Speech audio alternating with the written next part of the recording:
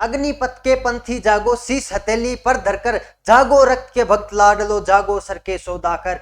खप्पर वाली काली जागे, जागे दुर्गा बरबंडा, रक्त बीज का रक्त चाटने वाली जागे चामुंडा।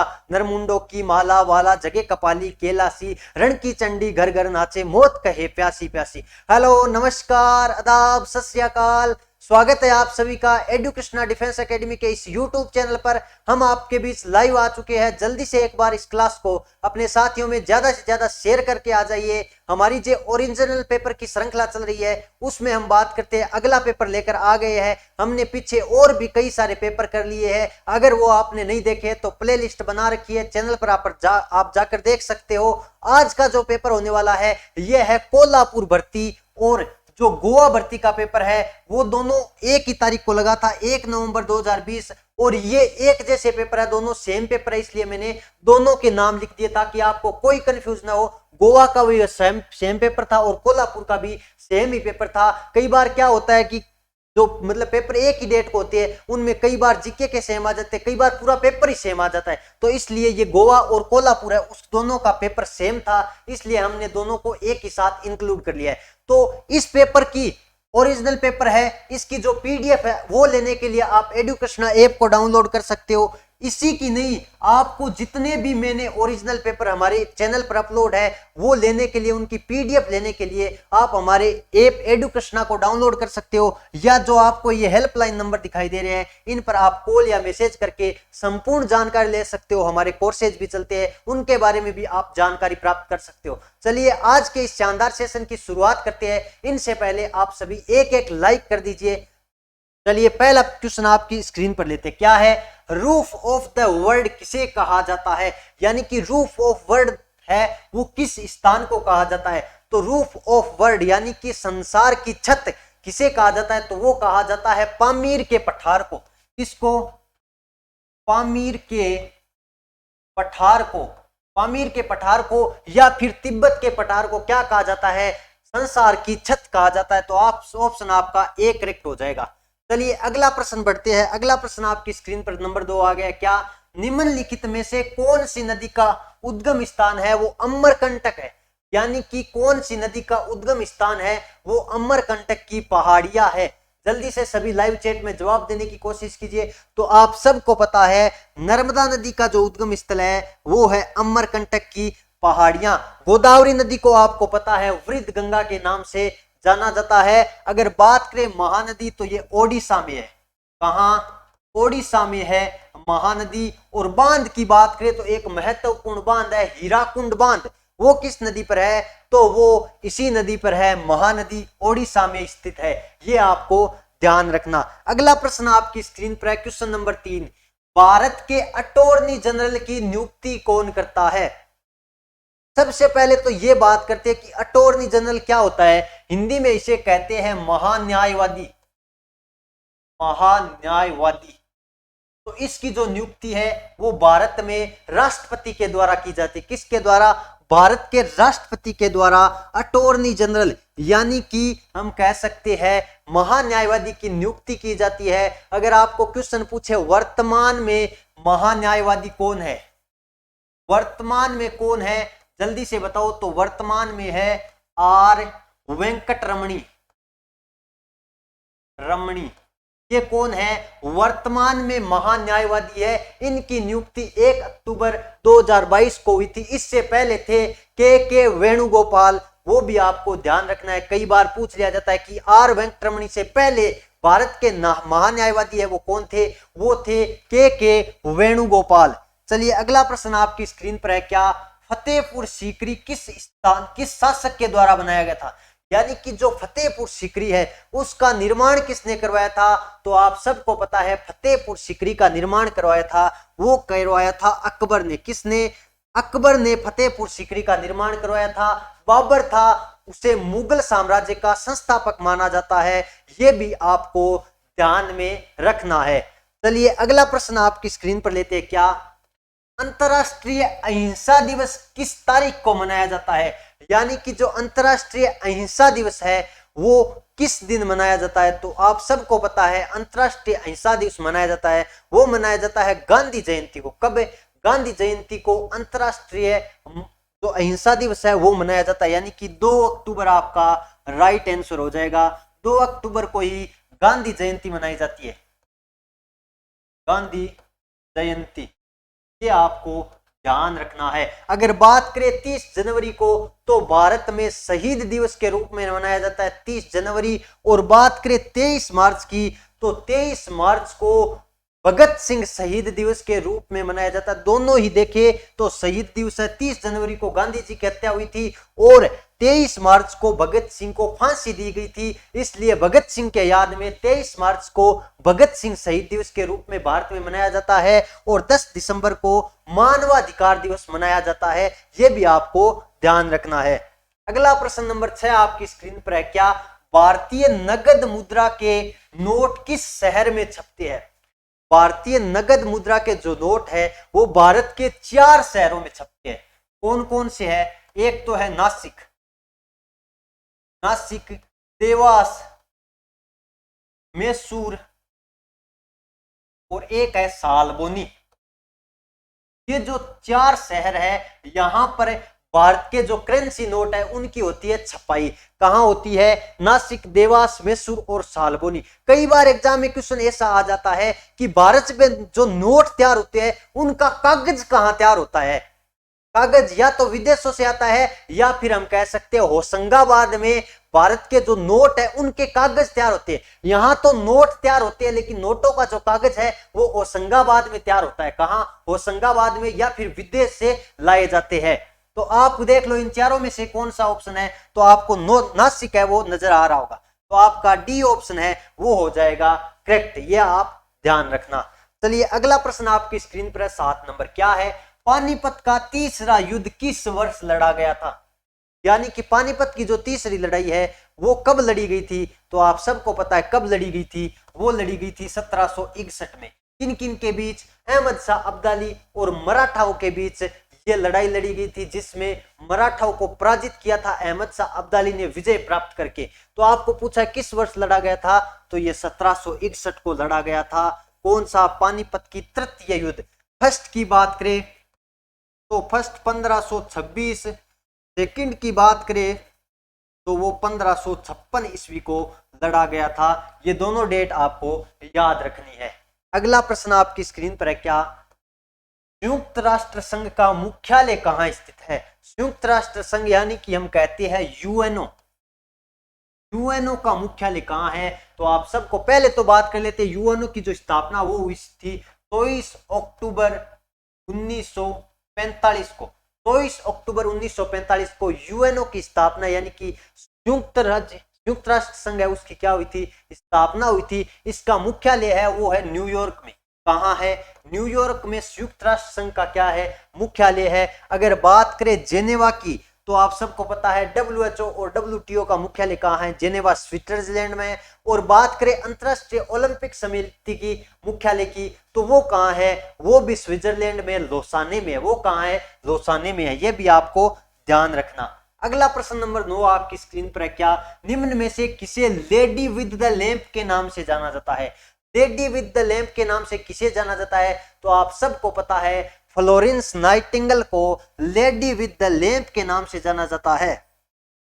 अब एक बात मुझे बताओ कि नाइटिंगेल ऑफ इंडिया किसे कहा जाता है? यानी कि भारत की कोकिला किसे कहा जाता है? वो कहा जाता है सरोजनी नायडू को। भारत की कोकिला किसे कहा जाता है? तो वो सरोजनी नायडू को कहा जाता है। ये आपको ध्यान रखना। और स्वर कोकिला कहा जाता है लता जी मंगेशकर को। चलिए अगला प्रश्न आपकी स्क्रीन के सामने लेते, क्या है? माई एक्सपेरिमेंट विद ट्रूथ पुस्तक के लेखक कौन है? माई एक्सपेरिमेंट विद ट्रूथ यानी कि सत्य के साथ मेरे प्रयोग है, वो पुस्तक है, वो उनके लेखक कौन है? तो आप सबको पता है बापू के नाम से विख्यात महात्मा गांधी के द्वारा लिखित ये पुस्तक है सत्य के साथ मेरे प्रयोग। ये आप ध्यान में रखना। अगर बात करें मौलाना अब्दुल कलाम आजाद की, तो ये भारत के स्वतंत्र भारत के प्रथम शिक्षा मंत्री हुआ करते थे। इन्होंने एक किताब लिखी थी, क्या? India wins freedom. अगर किताब पूछे तो वो मौलाना अब्दुल कलाम आजाद की है। और विंग्स ऑफ फायर की पूछे तो वो डॉक्टर एपीजे अब्दुल कलाम की है। ये दोनों आप ध्यान में रखना। इनकी तो क्या है, इंडिया विंस फ्रीडम है, वो है मौलाना अब्दुल कलाम की। और एपीजे अब्दुल कलाम की कौन सी है, विंग्स ऑफ फायर है, अग्नि की उड़ान। अगला प्रश्न आपकी स्क्रीन पर है, क्या ब्रह्म समाज की स्थापना किसके द्वारा की गई थी? यानी कि जो ब्रह्म समाज है उसकी स्थापना सबसे पहले तो ये बताओ कि किसने की थी और कब की थी। आपको पूछा है किसने की थी, तो ब्रह्म समाज की स्थापना है वो की थी राजा राम मोहन राय ने। किसने? राजा राम मोहन राय ने ब्रह्म समाज की स्थापना की थी। कब की थी? 1828 में। 1828 में ब्रह्म समाज की स्थापना हुई थी। अगर बात करें हम दयानंद सरस्वती ने, तो आर्य समाज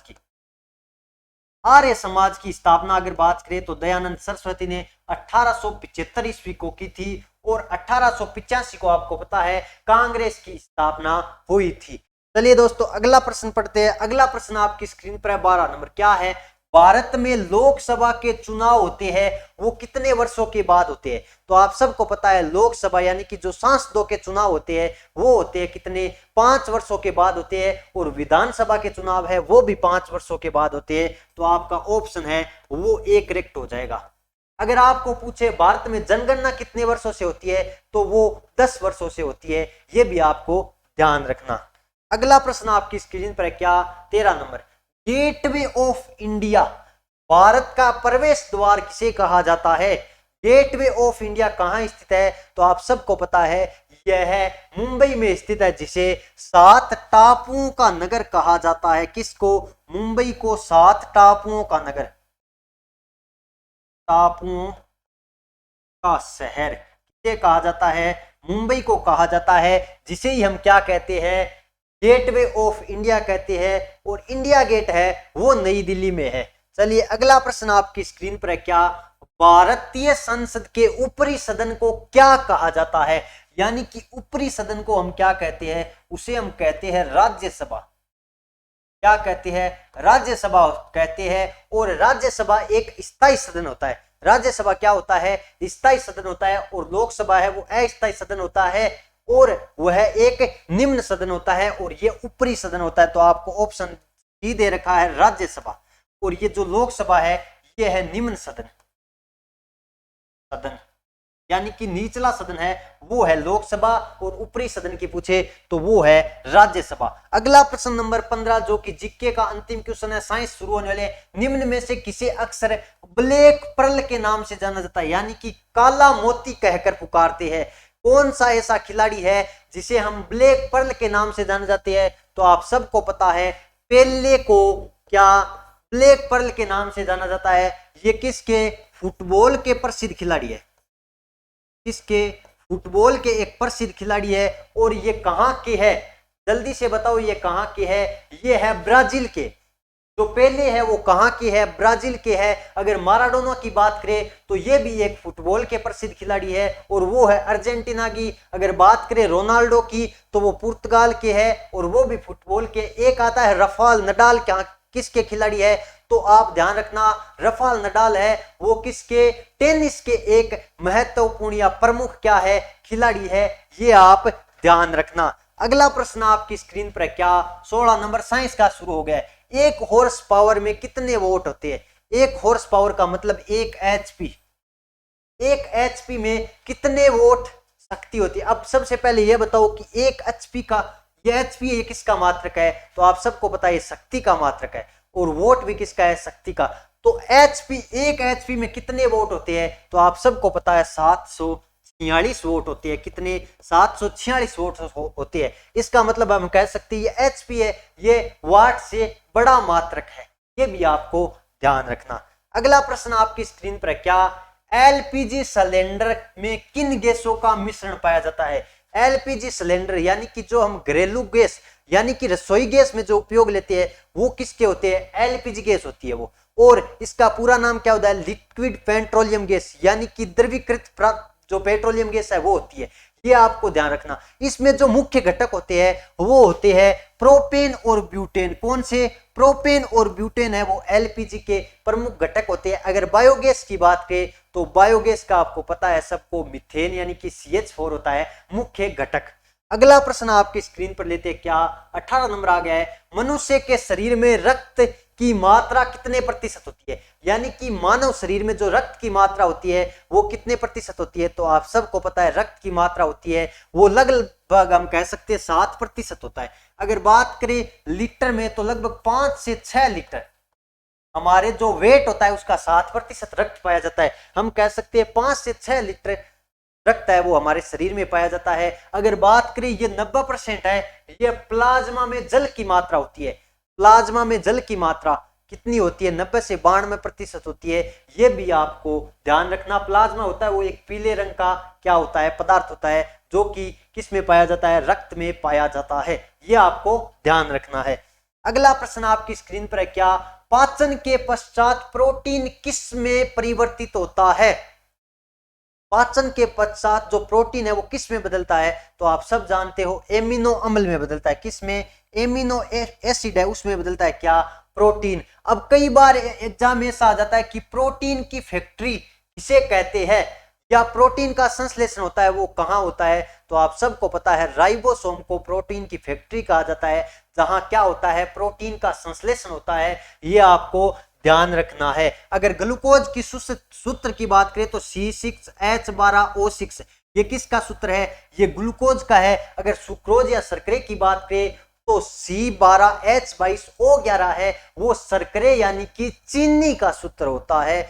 ये आपको ध्यान रखना। अगला प्रश्न आपकी स्क्रीन पर है नंबर 20, क्या है, पागल कुत्ते के काटने से कौन सी बीमारी होती है, यानी कि हम कह सकते हैं कि कुत्ते के काटने से जो बीमारी होने वाली है वो कौन सी होती है, तो वो होती है हाइड्रोफोबिया, या जिसे हम आम भाषा में रेबीज भी कहते हैं। तो क्या ऑप्शन राइट हो जाएगा आपका, ऑप्शन नंबर सी है वो राइट हो जाएगा। मलेरिया मादा एनाफ्लीज मच्छर के काटने से होता है, ये भी आप ध्यान रखना। हैजा है वो दूषित जल और दूषित भोजन से होता है, ये आपको ध्यान में रखना है। अगला प्रश्न आपकी स्क्रीन पर लेते हैं क्या, 21 नंबर, क्या दे रखा है, मनुष्य के शरीर का प्रमुख श्वसन अंग कौन सा होता है, यानी कि मनुष्य है वो श्वास किसके माध्यम से लेता है, तो आप सबको पता है फेफड़े होते हैं, उन्हीं के माध्यम से मनुष्य क्या लेता है, श्वास ग्रहण करता है और फेफड़ों में शुद्ध रक्त पाया जाता है। ये भी आपने पढ़ रखा होगा। तो फेफड़ा है वो मानव का क्या है, प्रमुख श्वसन अंग है फेफड़ा। आपका ऑप्शन है वो डी राइट हो जाएगा। इसमें क्या शुद्ध रक्त पाया जाता है, लेकिन रक्त शुद्ध होता किस अंग के द्वारा है, तो वो गुर्दा या किडनी के द्वारा होता है। और मछली में जो श्वसन अंग होता है वो होता है गलफड़ा, यानी कि गलफड़े से मछली क्या लेती है, श्वास लेती है। चलिए अगला प्रश्न आपकी स्क्रीन पर है, क्या है, प्रकाश संश्लेषण अधिकतम होता है। अब बताओ इस क्वेश्चन का राइट आंसर। प्रकाश संश्लेषण में अधिक होता है, यानी किस रंग में अधिक होता है, किस रंग के प्रकाश में होते हैं। जो कह रहे थे ना कि लाल उत्तर होता है, यहां लाल दे ही नहीं रहा, यहां आर्मी ने एनसीईआरटी का उत्तर माना है, क्योंकि यहां लाल ऑप्शन में नहीं दिया है। अब क्या करोगे, ये एक ओरिजिनल पेपर है, बिल्कुल जैसा पेपर आया है वैसा का मैंने वैसा का वैसा टाइप कराया है और वैसा का वैसा लेकर आया हूं। यहां देखो आपको लाल ऑप्शन में नहीं नजर आएगा। क्यों नहीं आएगा, क्योंकि लाल एनसीईआरटी के अनुसार लाल नहीं होता है, नीला होता है। एनसीईआरटी जो आप पढ़ते हो, जो बीएससी करते हो, उसमें एक अमरसन की थ्योरी लगती है, उसके द्वारा बताया जाता है कि जो प्रकाश पड़ता है वो बाद में रिफ्लेक्ट होके क्या काला पड़ जाता है, जिसके कारण वो फिर नीले रंग का जो प्रकाश संश्लेषण है वो अधिक हो जाने लगता है। तो आपको देखो लाल ऑप्शन में नहीं है, नीला है, तो आपको नीला ही करना। अगर वो हो तो भी नीला ही करना पड़ेगा आपको, क्योंकि आप इस प्रश्न से अनुमान लगा सकते हो अगर आर्मी लाल मानती तो फिर नीला प्रकाश कभी नहीं देती, नीला प्रकाश अकेला कभी नहीं देती, यहां लाल भी ऑप्शन में देती अगर लाल मानती तो। लेकिन इससे हमें पता लग गया है कि आर्मी ने एनसीईआरटी का आंसर राइट माना है। मैंने एक बार मतलब पीछे क्लास ली थी शायद, उसमें मैंने क्या नीला बता दिया, तो मतलब इतने कमेंट, इतने मतलब जो विरोधी लोग हैं वो कहते हैं नहीं ऐसा हो ही नहीं सकता। ये देख लो, ये प्रूफ है आपके सामने। और जो पेपर है ना ओरिजिनल, उसकी टेलीग्राम पर फोटो डाल देगी, और जो भी है ऐप है उसमें हम सबसे पहले बैनर लगा देंगे कि यह प्रश्न है और इसका उत्तर यही होगा। हम जो बताते हैं वो एकदम सटीक आंकड़े बताते हैं। आप चाहे दिल खोल के हम पर विश्वास कीजिए, कोई प्रॉब्लम नहीं है, हम यहाँ कोई बात गलत नहीं बताते। जो आर्मी में माना है वही बताएंगे, जो एकदम मतलब पुस्तकों में लिखित है, जो मानी जानी पुस्तक है, एनसीईआरटी की बुक है, आप सबको पता है कि वो एक मानी जानी बुक है और उनका ही अंश माना जाता है, तो ये आप देख सकते हो। और पीडीएफ है वो आपको ऐप पर मिल जाएगी, ओरिजिनल पेपर की पीडीएफ है वो ऐप पर मिल जाएगी, उसमें आप देख सकते हो इस पेपर की ओरिजिनल पीडीएफ है वो मिल जाएगी। ये आपको आज वाली ओरिजिनल डालनी पड़ेगी, क्यों? क्योंकि सभी को सबूत देने की आवश्यकता है, क्योंकि हमारे पास ओरिजिनल पेपर है इसलिए।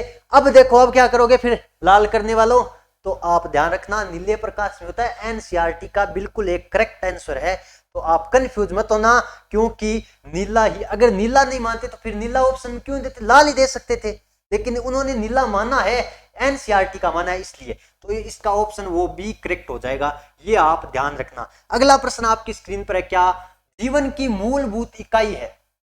यानी कि जीवन, हमारे जीवन की संरचनात्मक एवं क्रियात्मक इकाई के बारे में पूछा है, तो वो होती है सेल, यानी कि कोशिका होती है, वो हमारे जीवन की संरचनात्मक यानी कि मूलभूत इकाई होती है। अगर कोशिका मिलती है तो उत्तक बनता है, उत्तक से अंग बनता है, अंगों से तंत्र बनता है, तंत्रों से शरीर बनता है।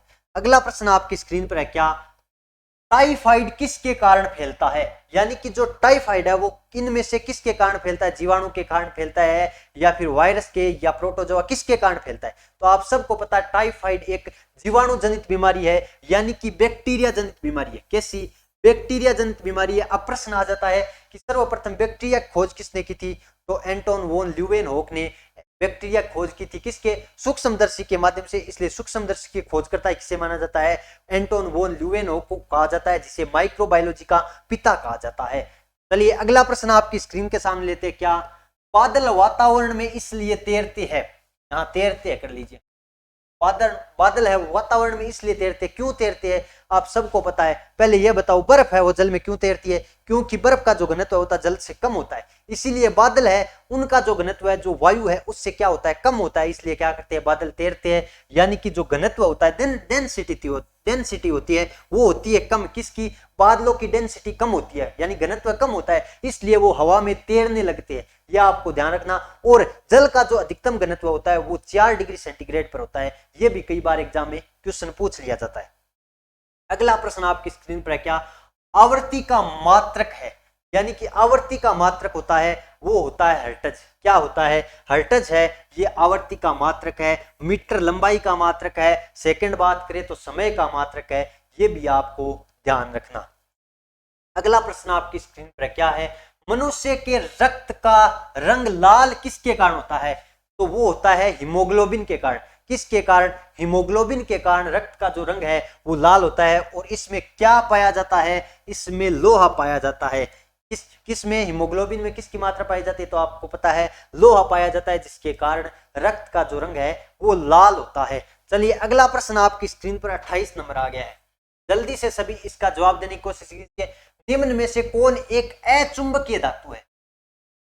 अचुंबकीय का मतलब जो मतलब चुंबक की तरफ आकर्षित न हो, ऐसी कौन सी धातु है जो चुंबक की तरफ आकर्षित नहीं हो? तो आप ऑप्शन देखो, निकल होता है वो तो होता है, लोहा भी होता है, कोबाल्ट भी होता है, लेकिन टिन है, एसन है, वो क्या होती है? एक अचुंबकीय धातु होती है। ये आप नोट करके लिख सकते हो। अगला प्रश्न नंबर 29, लोहे को जंग लगने की प्रक्रिया क्या कहलाती है? यानी कि जो लोहे पर जंग लगता है उस प्रक्रिया को हम क्या कहते हैं? उसे हम कहते हैं ऑक्सीकरण। ऑक्सीकरण किसे कहते हैं? लोहे पर जंग लगने की प्रक्रिया को ऑक्सीकरण कहते हैं। और जंग का सूत्र क्या होता है? जंग का रासायनिक सूत्र और रासायनिक नाम बताओ जल्दी से। तो फेरिक ऑक्साइड होता है, वो जंग का रासायनिक नाम होता है, यह आपको ध्यान रखना। या आपको कई बार ऐसे भी पूछ लिया जाता है कि लोहे पर जंग लगना कौन सा प्रक्रम है? भौतिक, रासायनिक, इस प्रकार से ऑप्शन दे दे, तब आपको रासायनिक प्रक्रम करना है, क्योंकि ऑक्सीकरण है यह एक रासायनिक प्रक्रम ही होता है, ये आपको ध्यान रखना। अगला प्रश्न आपकी स्क्रीन पर है, जो कि साइंस की क्लास का अंतिम क्वेश्चन है, जल्दी से जवाब देने की कोशिश कीजिए। और सभी एक बार अपने साथियों में, जितने भी आपके पास फेसबुक, व्हाट्सएप, टेलीग्राम में ग्रुप है, उनमें शेयर करके आ जाइए, ताकि आपको ज्यादा से ज्यादा हम जो ओरिजिनल पेपर है वो ज्यादा से ज्यादा करा सके। तो प्रश्न क्या है? मछली के द्वारा सांस लेते हैं, तो मैंने पिछले प्रश्न में ही बताया था, मछली है वो गलफड़ों के द्वारा श्वास लेते हैं। अब शुरू होती है मैथ्स की क्लास, तो एक बार सभी जल्दी से जय हिंद का मैसेज करके ज्यादा से ज्यादा अपने दोस्तों में शेयर करके आ जाइए। और सर करते हैं क्लास शुरू, और लीजिए आप क्लास का आनंद लीजिए। हेलो, नमस्कार, जय हिंद, वंदे मातरम साथियों। मैं किशन लाल आप सभी का आपके अपने इस digital platform educational defence academy के यूट्यूब चैनल पर हार्दिक स्वागत एवं अभिनंदन करता हूं। जैसा कि हमारी मैथ की क्लास शुरू हो चुकी है, कई सारे बच्चे कहते रहते हैं सर इस क्लास की पीडीएफ कहां मिलेगी। तो एडुकेशनल ऐप पर प्रत्येक क्लास जो भी ओरिजिनल पेपर करवाए जा रहे हैं सबकी एकदम व्यवस्थित हम टाइप करके पूरी की पूरी पीडीएफ डाल देते हैं। लेकिन आज वाली पीडीएफ हम ओरिजिनल पेपर की पीडीएफ डालेंगे, क्योंकि कई सारे बच्चे कहते रहते हैं, जैसे एक क्वेश्चन सर ने अभी बताया आपको कि प्रकाश संश्लेषण किस हम बात कर लेते हैं रंग में ज्यादा होता है, तो वो आपको पता है आर्मी में जैसे ऑप्शन आया आप खुद देख लेना। हमारे पास बहुत सारे ओरिजिनल पेपर है, लेकिन उस ओरिजिनल पेपर की हम पीडीएफ नहीं दे सकते, हमारी भी कुछ जिम्मेदारियां होती है, आप समझा करो, क्योंकि हम नहीं दे सकते, कुछ उल्लंघन माना जाता है। तो इसलिए आपको पता है आज वाले पेपर की हम पीडीएफ डालेंगे ताकि बच्चा जान पाए कि भी पेपर में ओरिजिनल किस तरह से कैसे पेपर आता है। तो हमारे पास सारे ओरिजिनल पेपर है, आज वाला मैं ओरिजिनल डालने की कोशिश करूंगा ताकि बच्चे देख पाए भी किस तरह से ऑप्शन आए थे। हालांकि बताया भी था पहले भी हमने कि लाल में नहीं होता, लाल में नहीं होता है, हमने बताया भी था, लेकिन कई बच्चे नहीं मान रहे थे, इसीलिए आज प्रूफ भी दिखा देते हैं, क्योंकि एनसीईआरटी के डाटा के अनुसार लाल नहीं माना जाता, यह आप ध्यान रखिएगा। अगला क्वेश्चन नंबर 31 आपके सामने है, एक काम को ए और बी मिलकर कितने दिन में करें। पहले बात कर लेते हैं ए प्लस बी की, तो कितने दिन दे रखा है भाई, 12 दिन दे रखा है, जल्दी से करने की कोशिश करिएगा। फिर बात कर लेते हैं आगे क्या दे रखा है, सी प्लस ए दे रखा है, सी और ए मिलकर कितने दिन में करें। अगले ने दिया 20 दिन, कितने दिन दिया भाई, 20 दिन दे रखा है। आगे बात कर लेते क्या दे रखा है, आगे आपको दे रखा है बी और सी मिलकर 15 दिन, तो यह मैंने लिखा बी प्लस सी मिलकर कितने दिन में करें, 15 दिन में। पहला काम हमेशा हमारा यही होता है, जब भी मिलकर करने वाला कोई भी काम का क्वेश्चन आए तो हम एलसीएम लेते हैं। क्या लेते हैं, एलसीएम लेते हैं। तो जल्दी से ले लो भाई, हम बात कर लेते हैं 12, 20 और 15 का एलसीएम कितना आएगा, आप लेकर जल्दी से देखिएगा तो आपको पता है 60 आता है। कितना आता है दोस्तों, 60 आता है। अब 60 में जल्दी से भाग दे दो, किसका दोगे, 12 का, तो कितनी बार गया भाई, 5 बार गया। कितनी बार गया, 5 बार गया। फिर बात कर लेते, यदि मैं बात करूं तो कितनी बार गया, 3 बार गया। कितनी बार गया भाई, 3 बार गया। और फिर बात कर लेते कितनी बार जाएगा, 15 का देंगे 4 बार, तो यह आपका आ गया। अब आपको पता है आपको तो तीनों को मिलाकर ज्ञात करना है, आपको तो तीनों को मिलाकर। अगले ने क्या कहा है, तो उस काम को कितने दिनों में पूरा करेंगे, तीनों मिलकर, तीनों साथ मिलकर। इसका मतलब यदि मैं 1 नंबर मानूं, इसको मैं 2 नंबर मानूं और इसको मैं 3 नंबर मानूं, तीनों को यदि मैं जोड़ता हूं तो 2 ये हो जाएगा, देखो 2 ये हो जाएगा, 2 बी हो जाएगा और 2 क्या हो जाएगा, सी हो जाएगा। इस कारण में क्या करता हूं, इस कारण में क्या करता हूं, आदमी डबल हो रहे हैं तो काम को भी मैं डबल कर देता हूं पहले से। तो 2 गुना 60 कर देंगे, यानी काम को मैं 120 लेकर चलूंगा ताकि गणना पर कोई फर्क नहीं पड़े। तो आपका आ जाएगा ए प्लस बी प्लस सी तीनों मिलकर, यानी 120 बट्टा तीनों मिलकर, यानी ए बात कर लेते 5 प्लस 3 प्लस 4, जल्दी से कर दो, ये कितना 120 बट्टा में 12, 120 बट्टा में 12, तो यह आपका जवाब आएगा 10 दिन। कितना दिन आएगा भाई, 10 दिन आपका जवाब आएगा। तो जो भी विद्यार्थी 10 दिन बता रहे हैं उन विद्यार्थियों का जवाब बिल्कुल सही है, यानी ऑप्शन नंबर आपका बी राइट होगा। जल्दी से बताओ किन किन के सही हुआ, एकदम आसान क्वेश्चन था। अगला क्वेश्चन नंबर बात कर लेते हैं, जो कि आपके सामने आ चुका है, मैंने कई बार आपको करवाया भी है ये क्वेश्चन। 1 मीटर लंबे तार के बने वृत्त का क्षेत्रफल बताओ। अब ये 1 मीटर लंबा तार है, ये भाई क्या है, ये जल्दी से बताओ। 1 मीटर लंबा तार है, ये तार है, लंबाई, तार की लंबाई है, इसका मतलब ये क्या है, एक तार के रूप में, तो उसके ऊपर वृत्त बनाए गए, उसका क्या बनाया गया, वृत्त बनाए गए। इसका मतलब वृत्त की परिधि दे रखी है, यानी 1 मीटर का मतलब क्या होता है, 100 सेंटीमीटर होता है। कितना होता है दोस्तों, 100 सेंटीमीटर होता है। पहले जानकारी तो ये आपको होनी चाहिए, क्योंकि नीचे आपको पता है सेंटीमीटर स्क्वायर में क्षेत्रफल दे रखा है। इसका मतलब पहले हम सेंटीमीटर में इसको लिख लेते हैं, क्योंकि सारे ऑप्शन नीचे सेंटीमीटर में दे रखे हैं। अब बताओ वृत्त की परिधि क्या होती है, जल्दी से बताओ। परिधि की बात कर लेते हैं, वृत्त की परिधि क्या होती है, 2 पाई आर होती है। क्या होती है, 2 पाई आर होती है। और इसकी वैल्यू आपको कितनी दे दी है, ये दे दी 100 सेंटीमीटर। कितनी दे दी भाई, 100 सेंटीमीटर आपको दे रखी है। इसका मतलब पहले हम आर निकाल लेते, पहले हम क्या ज्ञात कर लेते, आर ज्ञात कर लेते। तो जल्दी से बताओ, 2 गुणा 22 बट्टा 7 गुणा में क्या लिखोगे, आर लिखोगे, और बराबर कितना दे रखा है, 100। जल्दी से पहले आर निकालो। पहले मैं काट देता हूं इस 2 से काटा, कितनी बार कटा, 50 बार। आर बराबर कितना आएगा, अब मैं 2 से नहीं काटूंगा, 22 बटा 7 को मैं काटूंगा नहीं, क्योंकि आर स्क्वायर आपको पता है, यदि मैं क्षेत्रफल निकालूंगा तो आर स्क्वायर होगा, तो वहां काम आ जाएगी पाई से काटने के लिए। तो मैं 22 बटा 7 को काटूंगा नहीं भाई, यहाँ 2 से कट रहा है लेकिन नहीं काटूंगा। क्यों नहीं काटूंगा, क्योंकि आगे हमारे काटने में काम आएगी। 7 बटे 22 हमने लिख दिया, यह आपकी त्रिज्या आ गई सेंटीमीटर में। ये त्रिज्या आगे, इसको मैं ज्यादा नहीं काटूंगा क्योंकि 22/7 है ना, इसका उल्टा 7/22 है, ये आगे पाई से कट जाएगा, इसलिए मैंने नहीं काटा है। अब बात कर लेते हैं आपको क्या निकालना है, क्षेत्रफल निकालना है। तो जल्दी से निकालो, क्षेत्रफल क्या होता है, पाई आर स्क्वायर होता है। तो जल्दी से कर दो, 22/7 काम आ गया ना, बिल्कुल 22/7। आर का मान कितना है, 50 गुणा 7/22, बिल्कुल 50 गुणा 7/22। और आगे बात कर लेते हैं 50 गुणा 7/22। तो जल्दी से काट पीट करके हल आप करने की कोशिश करिएगा। पहले मैं काट देता हूं जो भी कट रहा है, एक बार काटने की कोशिश करो। तो ये 22 से 22 में काट देता हूं और ये 7 से 7 काट देता हूं। अब जल्दी से देखो भी कोई और कट रहा है क्या, और कट रहा है तो काट दो। ये आप काट दो किससे, 2 से काट दो 25 बार, ये 2 से कटा 11 बार। अब देखो काटना आसान हो गया। अब आपको पता है यदि मैं बात करूं तो 25 गुणा 50 करेंगे यानी 125। और फिर बात कर लेते हैं 0 गुणा 7 और बट्टे में कितना देर का है, 11 देर का है। जल्दी से कर दो, 7 से गुणा कर दो 0 और 35, हासिल लगी 3। फिर बात कर लेते हैं हासिल कितनी लगी, 3 लगी, बिल्कुल 14 और 3 कितना हो गया, 17 हो गया। 14 और 3 17, हासिल लगी 1। फिर बात कर लेते हैं ये आ जाएगा आपका। अब जल्दी से 11 का भाग आप देख लो, बिल्कुल कितना आएगा, 795 पॉइंट कुछ आएगा, 795.45। और आपको पता है सेंटीमीटर स्क्वायर आएगा क्योंकि क्षेत्रफल की इकाई क्या होती है, सेंटीमीटर स्क्वायर होती है। एकदम आसान क्वेश्चन था, मुश्किल नहीं था। थोड़ी सी गणना में कह सकता हूं भी थी गणना, लेकिन आपको यहां आसान कर सकते हैं। जो आर का मान पॉइंटों में नहीं निकालना, आपको इस रूप में छोड़ देना है ताकि आगे काटने में क्या हो जाए, आसानी हो जाए। तो आपका जवाब कौन सा आएगा भी, ऑप्शन नंबर आपका सी राइट होगा। एकदम आराम से इस क्वेश्चन को आप कर सकते थे। कोई प्रॉब्लम है तो आप कमेंट करके बता सकते हैं, कोई भी डाउट रहता है तो ऐप के अंदर हमने डाउट का फीचर भी दे रखा है। अगला क्वेश्चन आपके सामने लेके बता दो, एक बार समझ में आ गया कि बस आर का मान निकाल के फिर क्षेत्रफल निकालना। अगला क्वेश्चन आपके सामने लेते 33 नंबर। एक वर्ताकार बेलन की ऊंचाई आपको दे रखी है, हाइट आपको दे दी। हाइट कितनी दी भाई, हाइट की बात करें तो वो दे रखी है 15 सेंटीमीटर। कितनी दी भाई, 15 सेंटीमीटर दे रखी है, बिल्कुल। आगे बात कर लेते और क्या कुछ दे रखा है, मान रख दो जल्दी से। त्रिज्या दे रखी है, रेडियस दे रखी है यानी आर दे रखी है कितनी, 7 सेंटीमीटर दे रखी है। अब जल्दी से रख दो और वैल्यू पुट करके मान निकाल दो। तो उसका आयतन बताओ, आयतन क्या होता है, बेलन का आयतन का फॉर्मूला सबको पता होना चाहिए, सबका कमेंट बॉक्स में आना भी चाहिए। तो क्या होता है, पाई आर स्क्वायर एच होता है। आयतन क्या होता है, पाई आर स्क्वायर एच होता है। तो जल्दी से कर दो, 22/7। पाई का मान दोस्तों कितना होता है, 22/7 होता है। आर का स्क्वायर यानी 7 गुणा 7, बिल्कुल 7 गुणा 7 हम 2 बार रखेंगे। ये बात आपको समझ में आ गई होगी एकदम आराम से। गुणा में क्या लिखेंगे, 15 लिखेंगे। अब जो भी कट रहा है उनको काट दो और सॉल्यूशन कर दो जल्दी से, टाइम नहीं लगना चाहिए बिल्कुल भी। ये 7 से 7 कट गया, 22 आती कितना हो गया, इसको गुणा कर दो आप जल्दी से। कैसे करोगे, 22 आती हो गया 154, या फिर इसको कर दो 15 को मैं इससे गुणा कर देता हूं, देखो आसान हो जाए। इनको गुणा कर देते हैं, 15 दूनी 30, हासिल लगी 3 और 30 और 3 330 हो गया। और गुणा में कितना करना है, 7 करना है। अब देखो आसान हो गया, गुणा इससे किया करो। देखो जो आसान लगता है वो पहले कर दो, फिर 7 से गुणा करना तो कोई मुश्किल भी नहीं है।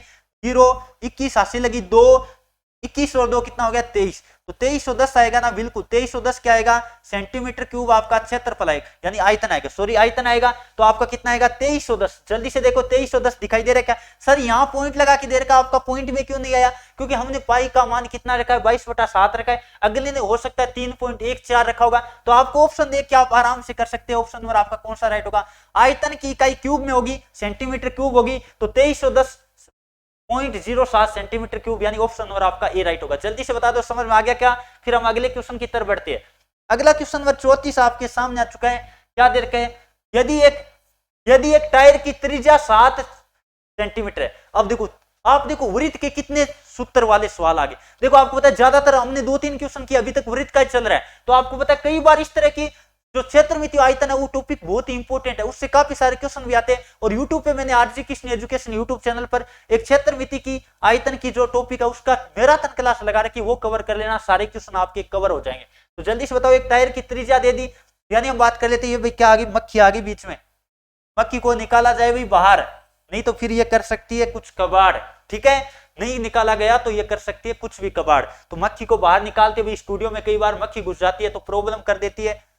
चलिए कोई शेर नहीं घुसा अभी, मक्खी घुसी है, ठीक है। यदि एक टायर की त्रिज्या क्या दे रखी है, 7 सेंटीमीटर है। 7 सेंटीमीटर आपको पता है, टायर की त्रिज्या दे दी 7 सेंटीमीटर, बिल्कुल दे रखी है। आगे बात कर लेते हैं, आपको पता है क्या निकालना है, टायर कितने 50 चक्कर में कितनी दूरी तय करेगा। अब देखो आपको पता है एक चक्कर में जो दूरी तय करता है वो वृत्त की परिधि होती है। क्या होती है, परिधि होती है। तो मैं दूरी की बात करूं तो क्या मैं कह सकता हूं, दूरी की मैं बात करूं तो क्या कह सकता हूं, चक्रों की संख्या गुणा 2 पाई आर। नोट करो भाई, चक्रों की संख्या गुणा 2 पाई आर। जल्दी से लिख लो 2 पाई आर क्यों लिख रहे हैं, क्योंकि परिधि, एक चक्कर की दूरी कितनी होगी, परिधि होगी, जितने चक्कर होगी गुणा कर देंगे। तो जल्दी से कर दो भाई, चक्करों की संख्या कितनी है 50 और गुणा 2 पाई आर यानी 2 गुणा 22/7 गुणा आर की वैल्यू आपको 7 दे रखी है, 7 से 7 आपका कट हो गया। जल्दी से करने की एक बार सभी विद्यार्थी कोशिश करिएगा, ये तो मुश्किल करेगी आज भाई लगता है मेरे को। चलिए जल्दी से करो भाई, क्या क्या कर पाओगे, काटने की कोशिश करो एक बार, तो ये 7 से 7 कट जाएगा, कोई दिक्कत वाली बात नहीं है।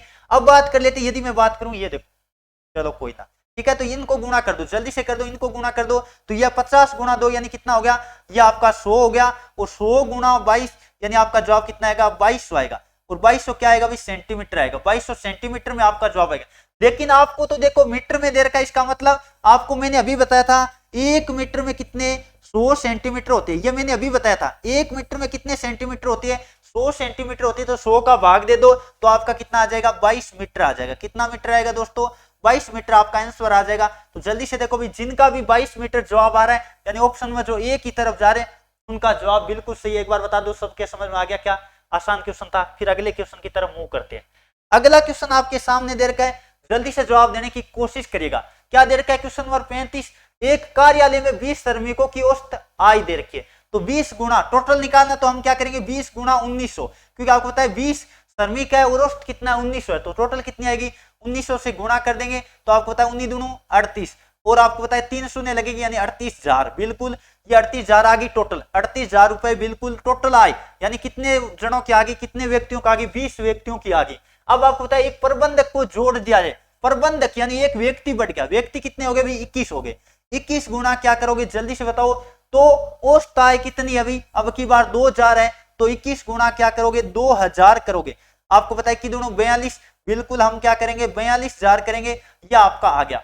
अब आपको क्या करना है, आपको प्रबंधक की आय बतानी है, तो इन दोनों का अंतर ले लो, तो आपको क्या बताना है प्रबंधक की आय, प्रबंधक की आय यानी हम बात कर लेते प्रबंधक की आय आपको बताना है, तो आप क्या करोगे, आप करोगे 42,000 माइनस 38,000, कितना करोगे 38,000 करोगे, तो यह आएगा आपका जवाब 4,000 रुपए। कितना आएगा दोस्तों 4,000 रुपए आपका जवाब आएगा। एकदम आसान क्वेश्चन था, जल्दी से बता दो किन किन के समझ में आ गया, तो आपका कितना आएगा 4,000, यानी ऑप्शन नंबर आपका बी राइट होगा। चलिए दोस्तों आगे बढ़े, अगला क्वेश्चन नंबर 36 आपके सामने आ चुका है, जल्दी से जवाब देने की कोशिश करेगा। क्या दे रखा है, यदि एक आयताकार क्षेत्र का क्षेत्रफल आपको दे रखा है, क्षेत्रफल आपको पता है आयत का क्षेत्रफल क्या होता है, दोनों भुजाओं का गुणनफल होता है, दोनों भुजाओं का गुणनफल होता है। यदि एक भुजा में ए मान लू और दूसरी बी मान लू, तो ए गुणा बी का मान क्या होता है क्षेत्रफल होता है। क्षेत्रफल का फॉर्मूला ये तो होता है लंबाई गुणा चौड़ाई कह दो, या ए गुणा बी कह दो, भी दो भुजा ए और बी है, तो क्या होगा ए गुणा बी, ये कितना दे दिया, ये 560 दे दिया, बिल्कुल 560, और आपको पता है एक भुजा दे दिया आपको 20 सेंटीमीटर, तो जल्दी से निकाल लो, दूसरी भुजा आपके पास आ जाएगी, भी कितनी आती है देखते हैं, तो शून्य से शून्य हम काट देते, क्या करेंगे भी शून्य से शून्य काट देते हैं, और 2 का भाग दे दो, तो बी बराबर कितना आएगा 28 56 होता है, तो 28 क्या आई 28 सेंटीमीटर आपको पता है, ये दूसरी वाली भुजा आ गई, दूसरी वाली भुजा आ गई। अब आपको क्या निकालना है, आयत का परिमाप निकालना है, और आयत का परिमाप जल्दी से बता दो भाई क्या होता है। आयत के परिमाप की बात करें तो 2 कोष्टक लंबाई प्लस चौड़ाई, या कह देते 2 कोष्टक ए प्लस बी, 2 कोष्टक ए प्लस बी होगा। तो जल्दी से कर दो भाई, क्या करोगे जल्दी से निकाल दो, 2 और 20 प्लस कितना भाई 20 प्लस 28, जल्दी से कर दीजिएगा, तो यह आएगा 2 गुणा कितना भाई, यह आपको पता है जोड़ोगे तो कितना 48, और 48 दोनों कितना होता है जल्दी से बता दो 96, तो 96 सेंटीमीटर आपका जवाब आएगा। कितना आएगा दोस्तों 96 सेंटीमीटर आपका जवाब आएगा, यानी ऑप्शन नंबर आपका क्या राइट होगा, सी वाला राइट होगा। एकदम आराम से निष्फिक्र होकर क्वेश्चन को कर सकते थे। देख लिया क्या क्षेत्रमिति आयतन से कितने क्वेश्चन आ गए, देखो ध्यान से देखो भाई, क्षेत्रमिति आयतन, ये भी तो क्षेत्रमिति आयतन है, देखो एक, ये रहा 2, ये नहीं है भाई, ये रहा 2 क्षेत्रमिति आयतन से, ये रहा तीसरा क्वेश्चन क्षेत्रमिति आयतन से, ये रहा चौथा क्वेश्चन क्षेत्रमिति आयतन से, तो 4 क्वेश्चन क्षेत्रमिति आयतन से आ रहे, समझ रहे हो क्या, समझ रहे हो, समझ जाओ, नहीं समझ रहे तो टॉपिक निकाल लेना, बहुत ही इंपॉर्टेंट है, बड़ा भी टॉपिक है क्षेत्रमिति आयतन, लेकिन निकालना पड़ेगा क्योंकि एग्जाम में डायरेक्ट क्वेश्चन आ रहे हैं। अगला क्वेश्चन नंबर 37 आपके सामने, ज्यादा टाइम नहीं खराब करना चाहते तो 2 घंटे की एक मैराथन क्लास है क्षेत्रमिति आयतन, आरजे किशन सर आप सर्च कर लेना, मिल जाएगी मेरी RJ Kishan education YouTube channel पर, जो दूसरे वाला हमारा बड़े वाला चैनल है उस पर मिलेगी, ठीक है, इस पे नहीं मिलेगी। तो जल्दी से बताओ अगला क्वेश्चन है, यदि एक संख्या में वही संख्या तथा 5 जोड़ने पर, जैसे मान लो संख्या मान लेते भाई x है, संख्या कितनी मानी हमने, संख्या मान ली, वही वो संख्या क्या है x है, यदि किसी संख्या में वही संख्या जोड़ने पर, मतलब वही x जोड़ है, कितना जोड़ है, x जोड़ है, और आपको पता है फिर 5 जोड़ है, प्लस में कितना 5 जोड़ रहे, तो कितना हो रहा है, तो आपको कह रहा है 17 आता है, कितना हो जाता है, 17 हो जाता है। तो वह संख्या आपको ज्ञात करनी है। जल्दी से करो भी, 2x प्लस 5 बराबर 17। अब 5 को उधर ले जाके घटाओगे तो 2x बराबर कितना आएगा, 5 घटा 12 आया, x बराबर आया 12/2, 12/2 का मतलब 6 आपका क्या आया, उत्तर आया। 6 आपका क्या आया, उत्तर आया, यानी ऑप्शन नंबर आपका क्या राइट होगा, सी वाला राइट होगा। क्योंकि कल विद्यार्थी कई कह रहे थे सर आप स्पीड से ज्यादा पढ़ा रहे हो, तो आज मैंने कोशिश की धीरे धीरे से प्रत्येक कमजोर बच्चे को पढ़ाया जाए। वैसे तो आपको पता है हम काफी सारे इस क्षेत्र में, आपको पता है लगभग पिछले 3-4 साल से इस क्षेत्र में काम करें। आज एजुकेशन यूट्यूब चैनल के माध्यम से, इस चैनल के माध्यम से आपको जितने भी ओरिजिनल पेपर है वो हमारा करवाने का उद्देश्य है। क्योंकि हमारे पास बहुत सारे ओरिजिनल पेपर है, सोच नहीं सकते उतने ओरिजिनल पेपर है, इसलिए मैं चाहता हूं बच्चों तक क्यों ना वो पहुंचाया जाए। किसी के पास नहीं मिलते तो हमारे पास पूरे पेपर है, तो क्यों ना बच्चों तक ये ओरिजिनल पेपर पहुंचाया जाए। तो आप भी यदि नए हो तो चैनल को सब्सक्राइब करके बेल आइकन ऑन कर लो। रेगुलर सुबह 11 बजे हमारी मुलाकात होती है एक ओरिजिनल पेपर के साथ, ताकि आपको एक मॉक टेस्ट लगाने का शानदार मौका मिल पाए। और एडुकेशनल डिफेंस एकेडमी का जो हमारा एप्लीकेशन है एडुकेशनल, उस पे तो आपको पता है बहुत सारे हमने डाल ही रखे पेपर, 55 से ज्यादा ओरिजिनल पेपर उसके अंदर हमने टाइप करके डाल रखे। लेकिन बच्चे कह रहे थे क्यों ना सर आप ओरिजिनल पेपर एक एक करके हल करवा दो, हमें हल करने में प्रॉब्लम हो रही है, ऐप के अंदर टेस्ट देते तो उनका सॉल्यूशन आप करवा दिया करो। तो बिल्कुल ओरिजिनल पेपर की हमारी सीरीज चल रही है। एक वृत्त की त्रिज्या, ये लो एक क्वेश्चन और आ गया, ये लो देख लो आप कितना आ रहा है। क्षेत्रमितीय आयतन मैं कह रहा हूं निकाल लेना। देखो कई बार परसेंटेज और क्षेत्रमितीय आयतन एकदम निकाल लो, क्योंकि कई बार ऐसा होता है क्षेत्रमितीय आयतन से 3-4 क्वेश्चन आ जाता है, परसेंटेज से 3-4 आ जाता है, और कई बार आपको पता है मामला इस तरह से हो जाता है। अगला एक वृत्त की त्रिज्या यानी आर दे दी। अब आप कई बार कहते रहते हो, हमें कहते हैं सर आप इतना आसान पेपर क्यों कराते हो, भाई आसान कैसे करवा रहे, ये देख लो ओरिजिनल पेपर आपके सामने। विश्वास नहीं होता तो ऐप डाउनलोड करके ऐप के अंदर हम आज ओरिजिनल पेपर डालेंगे, नहीं डालते हम ओरिजिनल पेपर टाइप करवा के डालते हैं, हमारी भी कुछ मजबूरियां होती है, कुछ एक्शन लिया जा सकता है इसलिए आज हम ओरिजिनल पेपर इसलिए डालेंगे ताकि आप जान पाओ भी सर के पास कितने ओरिजिनल पेपर किस तरह हमने संभाल कर रखे हुए। चलिए अगला क्वेश्चन क्या दे रखा है, 38 नंबर। एक वृत्त की त्रिज्या दे रखी है 28 मीटर है, तो उस वृत्त का क्षेत्रफल बताओ। क्षेत्रफल क्या होता है भाई, क्षेत्रफल की बात कर लेते हैं तो पाई आर स्क्वायर होता है। कितना आसान क्वेश्चन देते हैं आर्मी वाले भाई, आर्मी वालों को पता रहता है कि हमारे जो विद्यार्थी है थोड़े कमजोर होते हैं, तो क्यों ना उसको ज्यादा नंबर दिया जाए।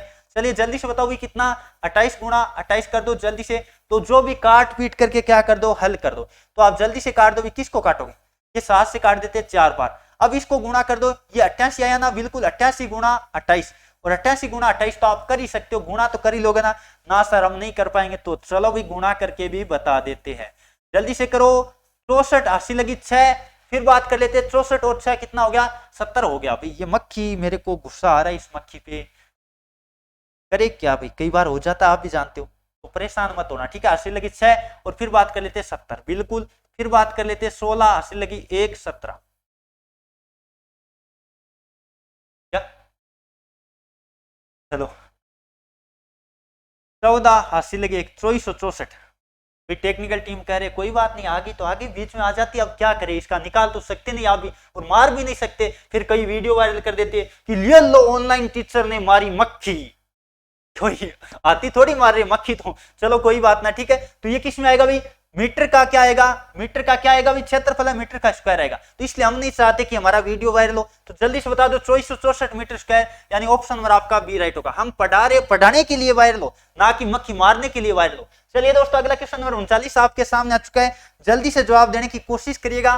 क्या दे रखा है, 39 दिया, 41 दिया, 43 दिया, कितना बढ़ा रहा है, विषम संख्या दिखाई दे रही, 2 बढ़ाया 2 बढ़ाया 2 बढ़ाया, आगे भी तो 2 बढ़ा दो, 47 होगा, कितना होगा भाई, विषम संख्या है, बस कुछ भी नहीं है, 47।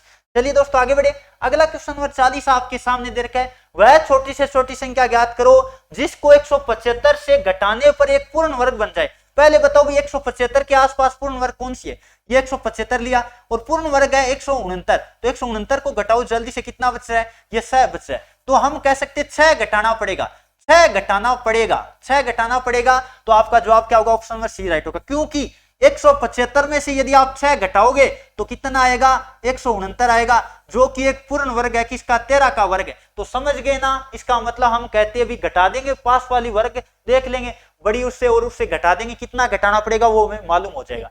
चलिए दोस्तों आगे बढ़े।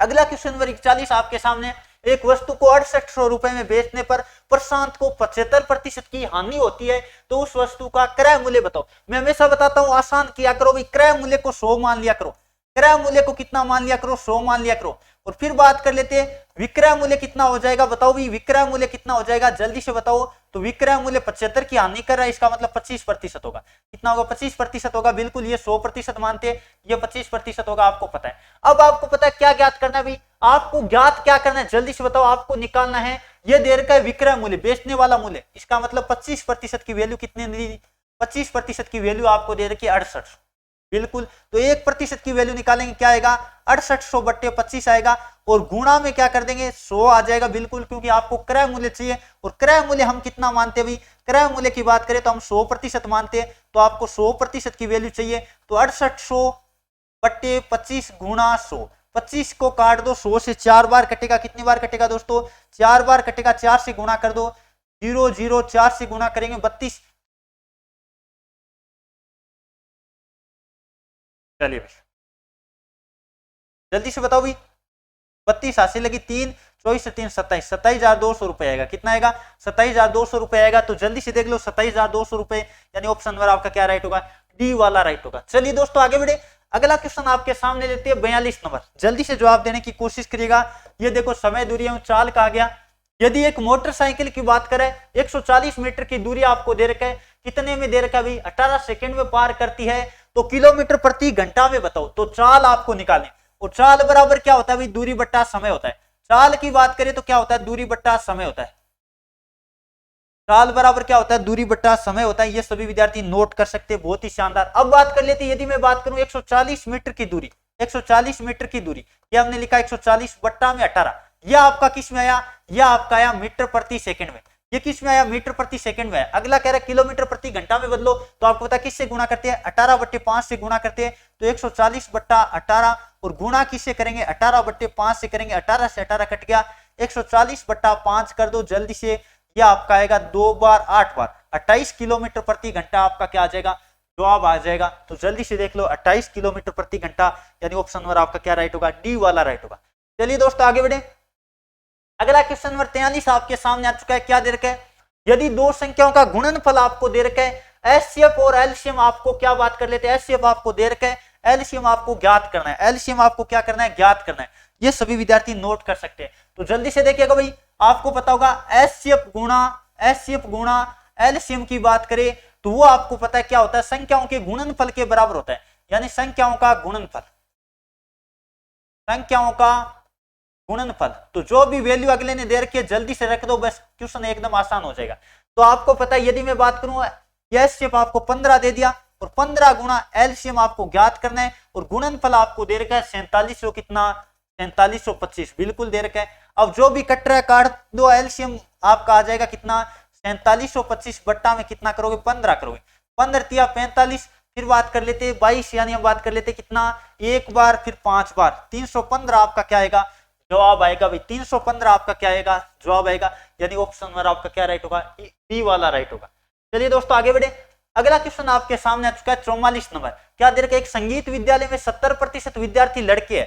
पहले बात कर लेते बॉयज, बॉयज की बात करें तो 70% दे रखा है, गर्ल्स की बात करें तो कितना होगा भाई, 30% होगा, सीधी सी बात है, कितना होगा, 30% होगा। यह बात आपको समझ में आ गई होगी, एक बार बताओ समझ में आ गया क्या, बिल्कुल जल्दी से बता दो। अब आपको पता है लड़कियों की संख्या आपको दे दी, गर्ल्स की संख्या आपको दे दी, तो यहां मैं लिख देता हूं, गर्ल्स की संख्या आपको कितनी दी बताओ, 30% का मान कितना दिया अगले ने, 255 दिया, 255 दिया, बिल्कुल। तो 1% का मान कितना आएगा, हम कहेंगे 255 बट्टे 30, और आपको क्या निकालना है, आपको तो निकालना भी बॉयज, तो जल्दी से निकाल दो, 100%, यानी हम बात कर लेते टोटल 100 होता है, आपको पता है, तो बॉयज कितने हैं, 70% है, तो यह हम निकाल लेते हैं 70%, जल्दी से गुणा कर दो, 255 बट्टे 30 गुणा क्या कर देंगे, 70 कर देंगे, ये शून्य से शून्य आप काट दो, 3 का भाग दो कितनी बार, 8 बार, 5 बार, फिर 7 से गुणा कर दो, 35 हासिल की 3, 56 और 3 कितना हो गया, 59 हो गया, यानी 595 आपका उत्तर आएगा, 595, यानी ऑप्शन नंबर आपका क्या राइट होगा, डी वाला राइट होगा। एकदम आराम से कर सकते थे, बहुत ही आसान क्वेश्चन था। चलिए दोस्तों अगला क्वेश्चन नंबर 45 आपके सामने, बहुत ही शानदार वह बड़ी से बड़ी संख्या ज्ञात करो जिससे 30, 53 और 99 को विभाजित करने पर एक समान शेषफल बचे। एक समान शेषफल आपका बचे। तो जल्दी से एक बार करने की सभी विद्यार्थी कोशिश करिएगा। हालांकि इस क्वेश्चन को एकदम आराम से कर सकते हो, ऑप्शन उठा के भी आप कर सकते हो। 21 का भाग दोगे 9, 21 दूनी 42, बात कर लेते तो नहीं सेट हो रहा, बिल्कुल भी नहीं हो रहा। इसका मतलब 19 लेके देख लो, 19 लेके देख लो। ये मक्खी भाई अंतिम तक परेशान करे। बताओ अब क्या करना चाहिए, आप बताओ भाई, आपका निर्णय सर्वमान्य होगा। तो जल्दी से बताओ, ये मक्खी परेशान कर रही है तो इसके क्या होना चाहिए इसके साथ भैया, आपका निर्णय कमेंट में आना चाहिए। देखते हैं कि आज मक्खी घुस गई है और इसको निकाला कैसे जाए। टेक्निकल वाला बंदा कह रहा है सर मैं तो कैमरे के सामने नहीं आऊंगा। आप तो हमेशा कैमरे के सामने रहते हैं, मेरे को तो डर लगता है कैमरे के सामने। क्या पता बच्चे कुछ कर दे। अरे बच्चे कुछ नहीं करेंगे, इसको निकाल दो इधर आके। नहीं निकाल, बोला नहीं लूंगा, नहीं। और मक्खी परेशान करिए तो थोड़ा सा सॉरी चाहूंगा। आप थोड़ी डिस्टर्ब हो रहे हैं, मेरे को भी पता है, मैं खुद डिस्टर्ब हो रहा हूँ। ये मैं यहाँ लिखता हूँ, ये कहती है यहाँ लिखो। ये देखो आ गई ना, ठीक है। चलो भाई अगला क्वेश्चन नंबर देखते भाई। तो आप ऑप्शन उठा के देखोगे तो 23 उठा के देखो। आप ऑप्शन उठा के इस क्वेश्चन को कर सकते थे। तो 23 उठा के देखोगे तो आपको पता है कितना 7 शेषफल बचेगा। 23 दूनी 46, 7 बचा। और आपको पता है यहाँ भी आपको पता है 23 चौको 92 यानी 7 बच रहा है, बिल्कुल बच रहा है। इसका मतलब ये आपका जवाब होगा। भाग देके देख लेना। चलिए दोस्तों अगला क्वेश्चन नंबर हमारा रीजनिंग का शुरू हो चुका है। 46 नंबर बहुत ही आसान क्वेश्चन दे रखा है। PLE को देखो, आप देखो दोनों में कॉमन क्या है। मैं एक चीज देखता हूँ, इस तरह का जब भी क्वेश्चन आए ये दोनों में तो एक बार ट्राई करो। एक का दोनों में सेम है का? इसका एक है, इसका भी एम है, बिल्कुल एक है। इसका मतलब हम कह सकते हैं डायरेक्ट उठाना है।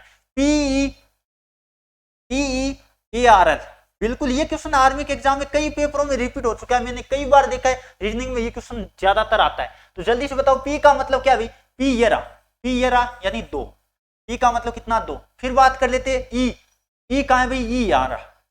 जल्दी से बताओ ई का मतलब क्या है? 4। बिल्कुल 4 है। दोनों में किसी में से उठा सकते हो। ए का मान देखो भाई, ए का ये रहा यानी 1। बिल्कुल ए का मान कितना है? 1 है। फिर बात कर लेते आर, देखो भाई आर इसमें है। आर ये 3 नंबर वाला है, नंबर वाला 5। और फिर एल की बात कर लेते हैं। एल देखो भाई एल ये रहा। तो जल्दी से देख लो 24 153। 24 153 देखो भाई कौन सा राइट होगा? 24 153 कौन सा राइट होगा? चलिए जल्दी से आगे बढ़े क्या? अगला क्वेश्चन आपके सामने लेते हैं। अगला क्वेश्चन नंबर 47 आपके सामने आ चुका है। अरुण ने कहा, चलो कोई ना, ठीक है। क्या दे रखा है?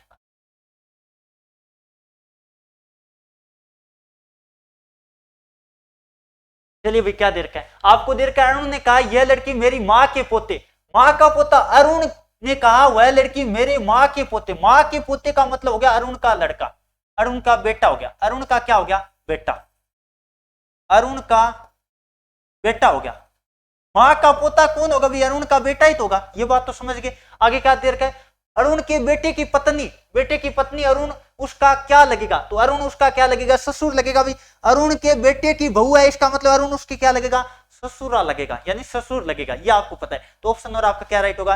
डी वाला राइट होगा। चलिए अगला क्वेश्चन नंबर 48 आपके सामने दे रखा है। बहुत ही आसान क्वेश्चन है, सबको क्लियर दिखाई दे रहा है। एक बार इसको पढ़ो आराम से और करने की कोशिश करो। देखो अभी मैं बता देता हूं आपके लिए। चलो भाई बता देते हैं, थोड़ा सा ये सही है। जल्दी से बताओ क्या दे रखा है? राम एक आदमी है। एक आदमी कौन है भाई? 1 किलोमीटर पूर्व की ओर चलता है। 1 किलोमीटर पूर्व की ओर। ये देखो, ये मान लेते हैं यहां था पहले, 1 किलोमीटर पूर्व की ओर चला। मान लो ये 1 किलोमीटर चला, मैंने नोट कर लिया। 1 किलोमीटर चला, दिखाई दे रहा है क्या? 1 किलोमीटर चला, बिल्कुल चला दिया। 1 किलोमीटर चला दिया, दिखाई दे रहा है क्या? एक बार चेक कर लो। बिल्कुल आगे क्या दे रखा है? फिर वह दक्षिण की तरफ मुड़कर 5 किलोमीटर चलता है। दक्षिण की ओर मुड़कर 5 किलोमीटर चलता है। बता देना कहां तक चलाना, नीचे दिखाई ना दे, ऐसा ना हो। ये 5 किलोमीटर चला, 5 किलोमीटर चला, बिल्कुल दिखाई दे रहा है। अब बात कर लेते आगे क्या दे रखा है? फिर वह पूर्व की ओर मुड़कर 2 किलोमीटर चलता है। यहां कितना चलेगा भाई? 2 किलोमीटर। ये देखो दिखाई दे रहा होगा सबको। ये देखो 2 किलोमीटर, ये हमने नोट कर। आगे क्या दे रखा है? फिर वह क्या दे रखा है? उत्तर की ओर मुड़कर 9 किलोमीटर चलता है। ऊपर की ओर थोड़ा सा मारकर मोटा कर दे। 9 किलोमीटर चलता है भाई, यहां तक कहीं भी चला गया होगा। 9 किलोमीटर चलता है, ये बात समझ में आ गई। अब आपको पता है ये दूरी निकालनी है। कौन सी दूरी निकालनी है भाई? ये वाली दूरी। ये वाली दूरी ये सीधी, ठीक है ना? थोड़ा सा बंका हो सकता है, कोई दिक्कत वाली बात नहीं। तो आपको पता है ये कर्ण बनेगा बिल्कुल। तो ये भुजा कितनी होगी भाई, ये भुजा कितनी होगी जल्दी से बता दो। तो 1 और 2 कितनी होगी, ये पूरी होगी 3 मीटर की। कितनी, 3 किलोमीटर की। ये 3 किलोमीटर की होगी, ये पूरी, बिल्कुल पूरी की बात करो मैं, इतनी नहीं है केवल, इतनी पूरी है, ठीक है।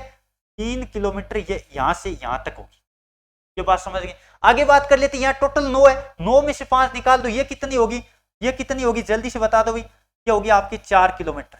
4 और 3 किलोमीटर का कर्ण कितना आता है जल्दी से बता दो। 4 और 3 किलोमीटर का कर्ण आता है 5 किलोमीटर। तो ये दूरी कितनी आएगी, 5 किलोमीटर आएगी, निकाल लेना। कर्ण तो निकालना है, 3 का वर्ग यानी 9 + 16, 9 + 16 का रूट यानी 25 का रूट, और 25 का रूट कितना आता है आपको पता होगा, 5 आता है। तो आपका जवाब आएगा 5 किलोमीटर। देख लो भाई 5 किलोमीटर कहां दे रखा है, ऑप्शन नंबर आपका बी दे रखा है। चलिए दोस्तों आगे बढ़े, समझ में आ गया सबके। चलिए आगे बढ़ते हैं। अगला क्वेश्चन नंबर 49 आपके सामने आ चुका है। क्या दे रखा है, ऑप्शन उठा के कर सकते हो इसको भी एकदम आसानी से, जल्दी से करने की कोशिश करो भाई। क्या दे रखा है, औसत 27 है, दूसरी पहली से 3 गुणी है। पहले तो देख लो दूसरी पहली से 3 गुणी कहां है, मेरे को तो एक में ही दिखाई दे रही, कोई आपको दिखाई दे रहा है तो बात अलग है। आगे कह रखा है तीसरी पहले से 5 गुणी है, तीसरी पहले से 5 गुणी है, बिल्कुल सही है। ये भी आपको पता है 3 गुणी है और ये 5 गुणी है, बिल्कुल सही बात कही है, ये बात सही है। और एवरेज भी आप निकालोगे तो बिल्कुल सटीक वही एवरेज आपका आएगा, तो एवरेज आपका 27 आने वाला है। तो एकदम आराम से कर सकते थे, ऑप्शन नंबर आपका ए राइट होगा, ऑप्शन उठा के। चलिए दोस्तों आगे बढ़े। अगला क्वेश्चन नंबर 50 आपके सामने, और इस क्लास की पीडीएफ आपको एडुकेशन ऐप पर मिल जाएगी, तो ऐप जरूर डाउनलोड कीजिएगा। फ्री क्लासेज में कोई चार्ज नहीं लगेगा इसका, जितने भी हम पेपर करवा रहे हैं सारी की पीडीएफ आपको मिल जाएगी। 1 का वर्ग, 3 का वर्ग, 5 का वर्ग, 7 का वर्ग, 9 का वर्ग। 9 का वर्ग कितना आता है भाई, 81 आता है। तो 81 आपका जवाब होगा, यानी ऑप्शन नंबर आपका डी राइट होगा। ये थी दोस्तों आज की क्लास, कैसी लगी कमेंट करके जरूर बताएगा। और इस क्लासेज की सारी पीडीएफ आपको कहां मिलने वाली है, एडुकेशन ऐप पर मिलेगी, तो आप ऐप जरूर डाउनलोड कीजिएगा। ओरिजिनल पेपर की आज हम पीडीएफ डालने वाले, वैसे भी आपको पता है रेगुलर हम जो भी क्लासेस होती है सारी पीडीएफ डालते हैं, लेकिन आज कुछ क्वेश्चन, कई बच्चे पीछे एक क्वेश्चन है, कन्फ्यूज वाला क्वेश्चन होता है, वो भी हमने लिया है, क्योंकि पेपर में जिस तरह से आता है, अब कन्फ्यूज वाला नहीं, एनसीईआरटी का डाटा आपको पता है सर्वमान्य होता है, तो कई बार एनसीईआरटी डाटा के अनुसार क्वेश्चन आपको दे दिया जाता है, तो कंफ्यूज नहीं होना है, बिल्कुल एनसीईआरटी के डाटा के अकॉर्डिंग आपको तैयारी करवा रहे हैं। हमारी प्रत्येक चीज आपको, जो भी ऑथेंटिक चीज होती है वो भी आप पढ़ाई जाती है। चलिए दोस्तों ये था आज का सेशन, कैसा लगा कमेंट करके जरूर बताएगा। उम्मीद करता हूँ ये सेशन आपको पसंद लगा होगा। और अब बता देता हूँ आपको, क्षेत्रमितीय आयतन का सबसे ज्यादा क्वेश्चन आया, तो आप क्षेत्रमितीय आयतन की जो मैराथन क्लास मैंने यूट्यूब पे प्रोवाइड कर रखी है, वो आप देख लेना RJ Krishna education YouTube channel पर। चलिए आज के सेशन में इतना ही, हंसते रहिए, मुस्कुराते रहिए, इसी तरह अपनी तैयारी को बेहतरीन करते रहिए। Thank you for watching. जय हिंद, जय भारत, वंदे मातरम, राम राम।